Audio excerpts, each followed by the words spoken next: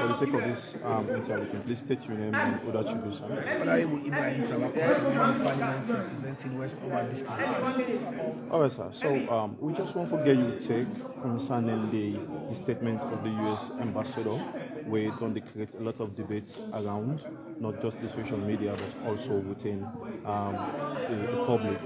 Firstly, how do you feel about the statement and what's your take on that statement?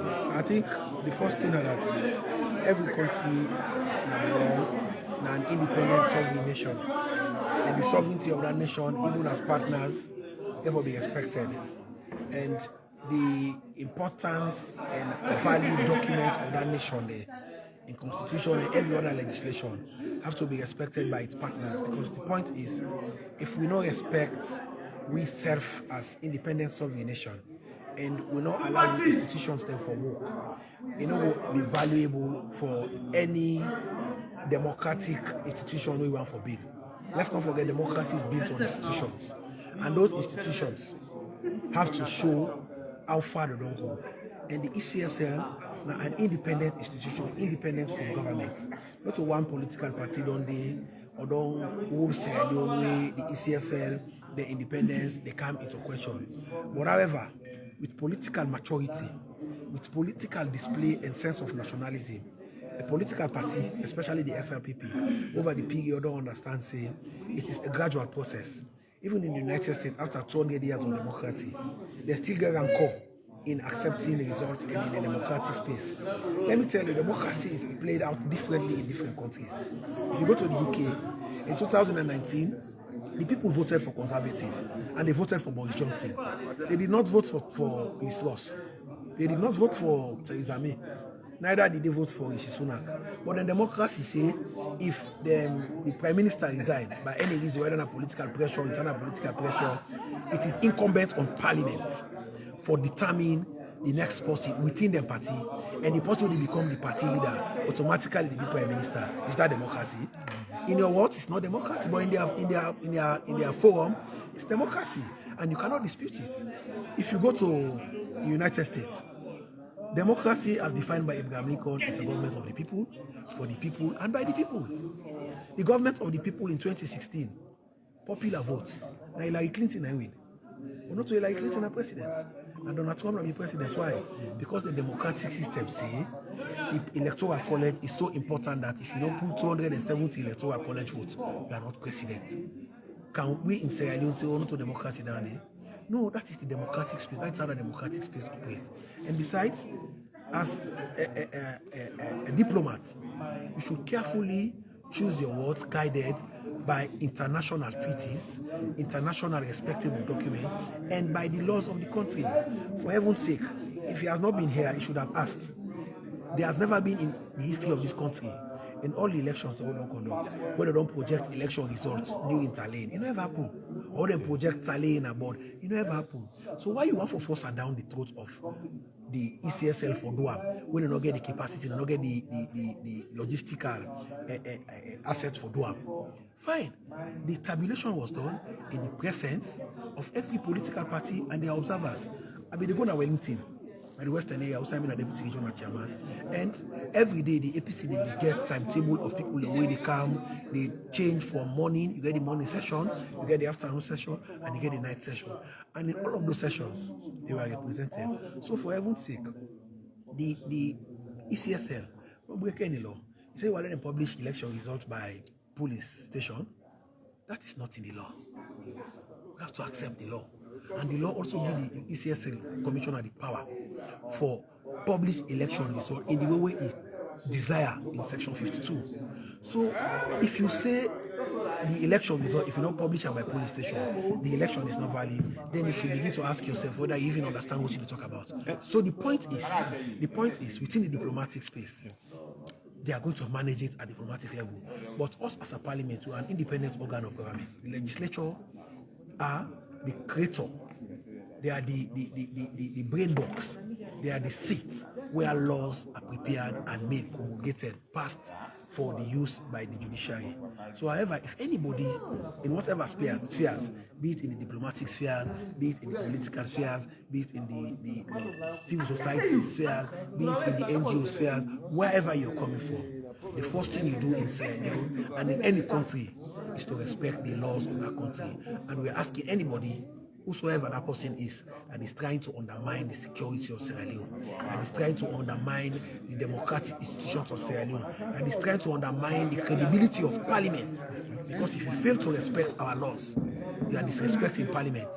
Nobody can bring an affront to the United States Senate. Whatever laws they pass is respected across the world. Let the United States and every other partners that we are dealing with in the democratic dispensation across the world, in the diplomatic arena, respect our laws. Okay, and also the ambassador made mention of the MCC compact, of which is say this also the elections outcome got for a bit affected as a honorable and as a government. I think this is not something we therefore become concerned about. In the first place, the MCC gets the own metrics of assessment, and I don't know in the metrics of assessment whether the elections was included.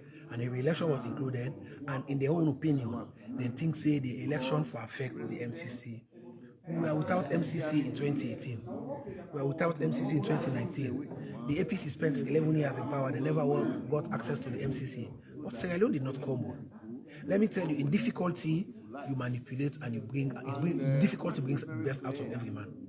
So if it is a difficult time that we are going to pass through, to ensure that we sustain the sovereignty of Sierra Leone, trust me, we are going to do it. Because at the end of the day, we want the MCC. We want money. Every man wants money. But you cannot give me money and undermine my integrity and respectability. We are a democratic nation.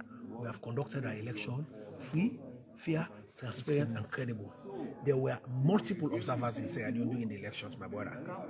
It is only the election observers connected to the EU and the US that are saying the tallying process was not transparent.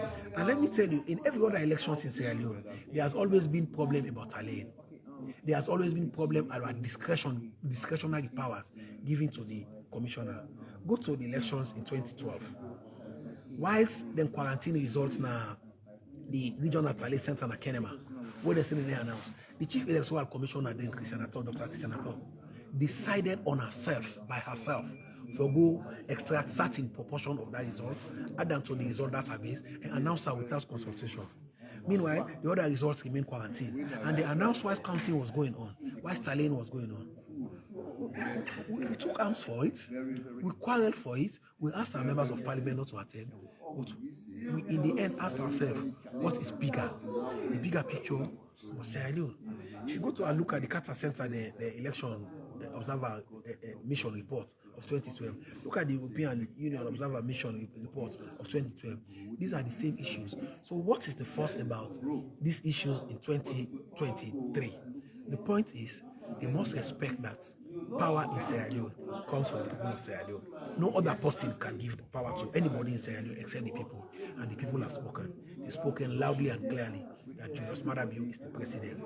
And everybody, our partners, our international bodies, our international patrons, have to accept that. We dialogue with Sierra Leone, with Julius Maada at the helm. And you cannot give conditions, precedence to the utilization of every fund because there were metrics. And if they did not give us, you did not give us because you think you hold the purse. But you are also undermining the credibility of the MCC because you awarded the MCC because we met the criteria. It is not at the tail end of the disbursement that you say, okay, we are going to hold on to this until you do what you want. No, it's not quid pro quo. Quid pro quo is criminal in the United States.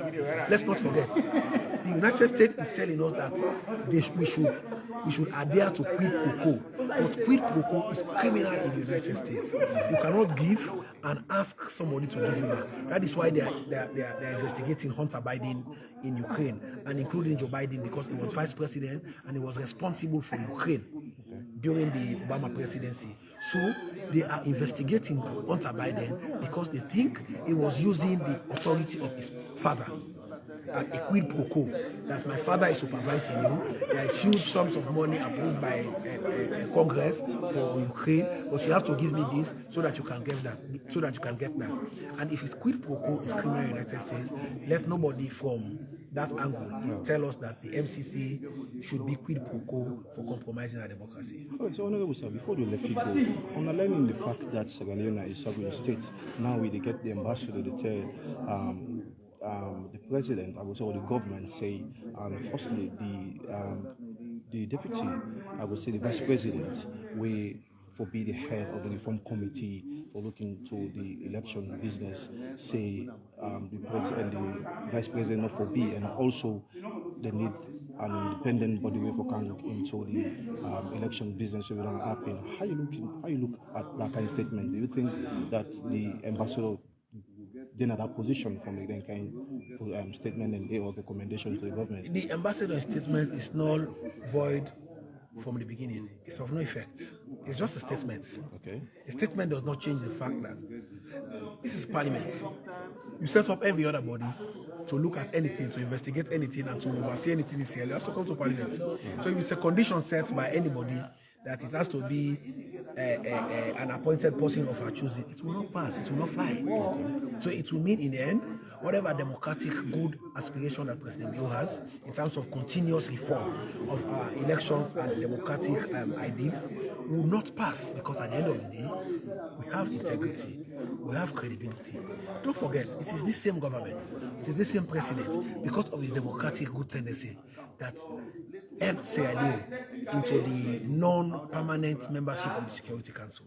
That is a big and laudable venture. That is a big kudos. Nobody contested against Sierra Leone because our democratic credentials were assessed by all the countries in the United Nations, and they thought and they deemed our democratic capacity as sufficient to be president and to be a member of the non-permanent membership of the Security Council. So nobody can tell us otherwise. If we are participating and we are dining at the table with everybody, nobody can come to Sierra Leone and say, this is what you should do for this to happen. No. So at the end of the day, the president has made a pronouncement. That pronouncement, we are following through on it. There are going to be other members of the committee, whether it is going to be chaired by the vice president, it's going to be chaired by anybody in the government. Government is in charge of setting up commissions, of setting up bodies to investigate whatever. And the outcome is the bodies of people that will come together are supposed to establish and maintain their integrity and credibility in ensuring that they do the right thing. Okay, so a lot of this information tie around this particular statement of the ambassador. So you think say this is something where will unbog or disturb the governance system of the country? It's not possible. The governance system of the country they go according to the constitution. The governance system of Sierra Leone they continue forward and will continue for dialogue and engage with international partners. It is up to you to choose to work with us or not to work with us. Let's not forget there are other countries in the world. There are lots of other countries in the world.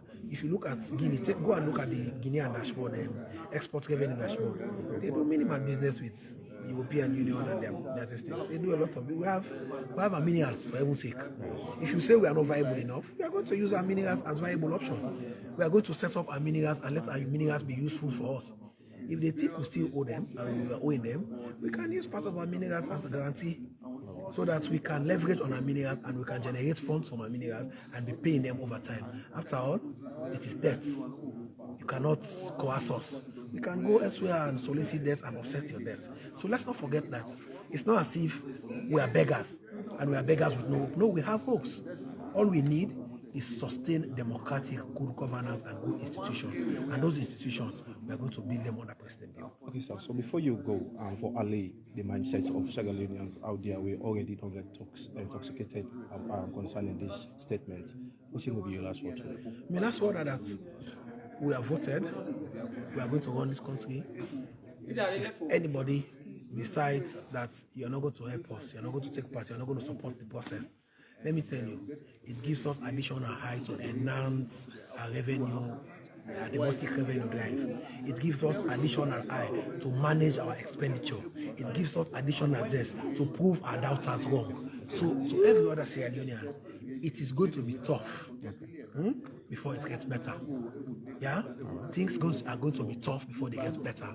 That was how it was in America. That was how it was in the European Union. That was how it was in every other country that is enjoying today. It has to get tough before it gets better. And if these are the tough times, let us hold firm. Let us hold on together, because in the times of trials and tribulation, when the people of Israel tried and tested God, when Moses returned from the mountain of Massa and Meribah, let me tell you what God told him. God said, stand firm, for you shall receive the salvation of the Lord. So my last word is, let the people of Sierra Leone stand firm. The wave will come, but we will not drown in this wave. We will come up again, and we'll build Sierra Leone for every Sierra Leonean. Thank you for talking to us. Thank you very much, Honorable.